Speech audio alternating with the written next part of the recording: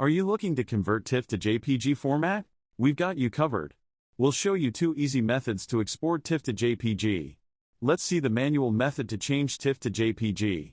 Using the Save As option, go to the TIFF file location, right-click on a file, and select Edit with Paint option. Click File, then Save As, and choose JPG option. Click Save.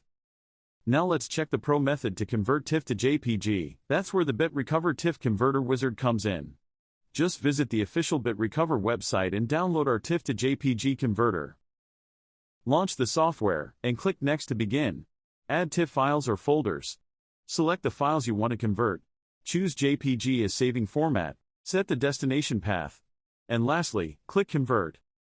Let's have a look at the comparison between the manual and professional methods. And that's all for this video. Visit the given product link today to download the product. For any queries, email us at support@bitrecover.com.